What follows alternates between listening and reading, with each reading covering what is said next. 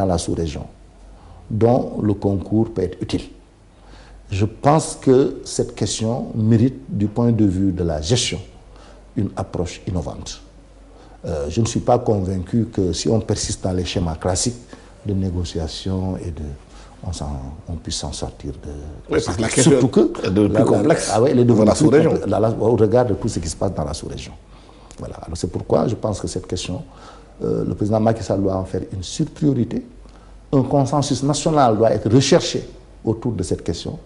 Et je pense une conférence consultative politique qui implique les personnalités de bon conseil dans le pays et à l'extérieur pour nous aider. Oui, parce que l'impression que beaucoup de Sénégalais ont, l'opinion sénégalaise, c'est que la crise Casamance se déroule là-bas au sud du pays, très loin de nous.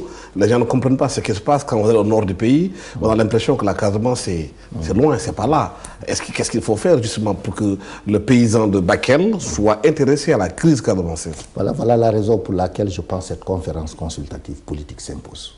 C'est un débat sérieux, c'est un problème de fond.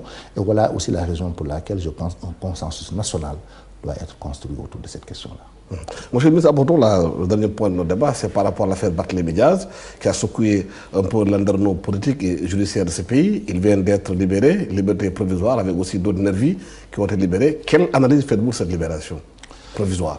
Vous savez, moi, j'ai toujours eu une position de principe sur les délibération de la justice.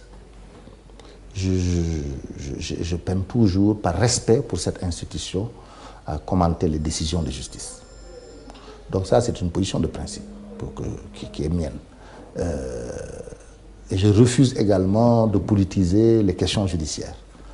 Mais il n'en reste pas moins que sur ce dossier-là, j'ai été, ensuite entendons-nous aussi sur une autre question de principe. Mise en examen ne signifie pas nécessairement inculpation. Il y a la présomption de l'innocence. Voilà. Encore moins condamnation. Or, on a tendance à installer la confusion. Dès lors qu'on est mis en examen, on considère qu'on est inculpé, on est condamné et que c'est parti. Donc, du tout, a priori, moi je pense que le principe de la règle, du respect de la présomption d'innocence doit être de rigueur. Dans un état de droit, où les libertés des individus sont respectées autant que les libertés publiques.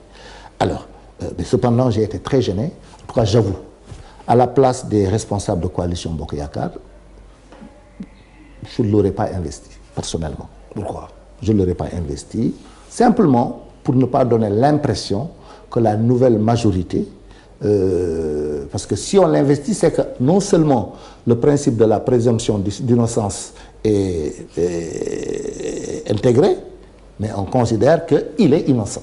Parce qu'en vérité, quelle personne ne décide de mettre sur une liste une personne dont on est sûr qu'elle va être condamnée.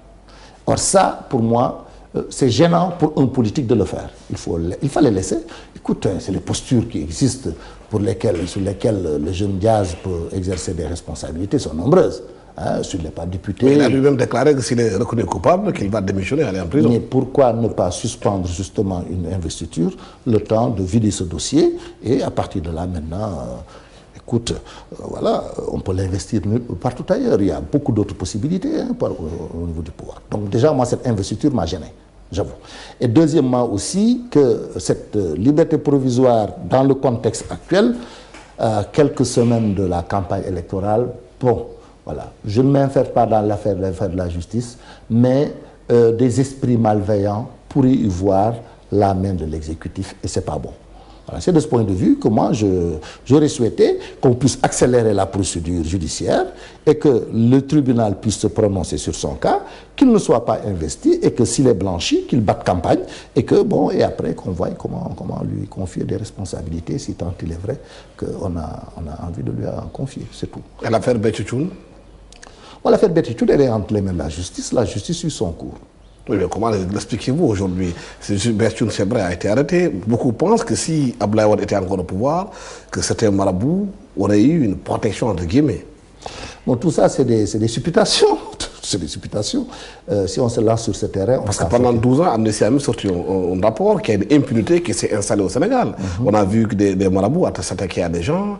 Par exemple, le cas de Béthiou, en 2007, des caravanes de journalistes ont été attaqués. Il n'y a eu rien du tout. Moi, je fais partie des journalistes qui avaient interrogé le président Abdoulaye Wade. Il avait dit en Wolof, journalistes, il n'y a pas de Oui, alors, bon, tout ça, c'est derrière nous maintenant. Regardons devant nous. Et voyons comment améliorer notre gouvernance et comment rétablir des relations de confiance entre l'État et les citoyens, pour que les gens n'aient pas un sentiment d'impunité, qu'il ait un sentiment d'intrusion de l'exécutif dans le judiciaire. Moi, je pense que c'est ça qu'il faut régler. Parce que l'autorité de l'État, la crédibilité de l'État et la sécurité des citoyens, mais également des investissements, dépendent du sentiment de justice que vivent les uns et les autres. Et ça, pour moi, c'est extrêmement important dans une société démocratique. Terminons par le dernier volet concernant le monde rural. Aujourd'hui, on parle de 34 milliards dont le monde rural aurait besoin pour gérer la campagne électorale, la campagne agricole prochaine. On parle de vie de soudés, de problèmes. Quelles solutions? Bon, les questions du monde, moi je pense qu'il y a 3 secteurs prioritaires, 4 sur lesquels, en dehors de la question casamançaise et des chantiers institutionnels, le président Macky Sall doit s'investir. Nous avons l'école. C'est sérieux. La santé, c'est extrêmement sérieux. L'énergie, le monde rural. Moi, je pense que sur ces grandes questions, sur ces dossiers, ainsi que les chantiers institutionnels, un débat national doit s'instaurer. Voilà. Parce que quand même, c'est des secteurs dans lesquels le pays a consenti d'énormes investissements pendant longtemps, mais les réformes qui devaient les accompagner n'ont pas toujours suivi. Et les relations entre l'État et les travailleurs de ces secteurs aussi sont devenus des relations marquées par une défiance constante qui ont complètement contribué à hypothéquer nos chances de résultats et de succès dans ces domaines-là. Et je pense que donc sur ces questions, un débat national s'impose. Maintenant, sur le monde rural, nous avons l'urgence de la prochaine campagne agricole. S'il y a 34 milliards pour venir en aide aux paysans, c'est excellent. Maintenant, la priorité, c'est un peu dans la foulée. La Guana, moi, ce que j'avais trouvé d'intéressant, c'est l'option volontariste de la Guana, qui visait à nous donner les moyens de notre souveraineté totale sur le plan alimentaire. Il n'est pas acceptable que 50 ans après nos indépendances, qu'on continue de dépendre d'un produit alimentaire qu'on tire de l'extérieur. Jusque-là, notre facture risicole en riz est extrêmement lourde pour notre balance commerciale, et je pense que c'est même un problème de dignité et de souveraineté pour nous. Donc la priorité, à mon avis, c'est d'arriver à ce que les Sénégalais produisent sur place ce qu'ils consomment. Et ça, il ne peut pas le régler si la question de la maîtrise de l'eau n'est pas aujourd'hui placée comme au centre de nos priorités. La santé aussi, c'est un problème fondamental, parce qu'on a vu que le gouvernement de Abdoulaye Wade avait inauguré le plan Sésame. Aujourd'hui, ce plan pose problème. Endettement des hôpitaux, les vieux n'arrivent plus à se faire soigner. Dans certains hôpitaux au Sénégal, aujourd'hui, il n'y a même pas d'ambulance. Bien qu'il y ait eu beaucoup d'acquis, je pense aussi que le secteur de la santé, surtout le système hospitalier, parce que nous sommes très confortables sur notre politique de santé publique. C'est sur l'hôpital qu'on est encore très faible. Et je pense que le gouvernement doit en faire une priorité. J'ai entendu Madame le ministre, comme le candidat Macky Sall, d'ailleurs, au cours de sa campagne, mettre l'accent sur l'assurance maladie universelle. Moi, je pense que le financement de la demande de soins doit être une surpriorité. Voilà. Mais maintenant, il y a aussi des réformes structurelles à entreprendre dans ce secteur-là. Mais de façon globale, l'éducation, la santé, l'énergie et le monde rural, si on arrive à en faire une surpriorité et de manière à ce que ces questions fondamentales soient réglées, je pense que le pays, on l'aura définitivement mis sur la rampe de lancement pour créer les conditions de son développement. Merci d'avoir été avec nous sur ce plateau de la TFM. Merci à M. Abdou Fall de nous avoir accueillis chez vous. Abdou Fall, vous le savez, est ancien ministre du Sénégal, ancien aussi député. Abdou Fall, vous le savez aussi, est aujourd'hui directeur de campagne de la liste Bokk Gis Gis qui va à l'assaut des prochaines législatives. Merci de nous avoir suivis.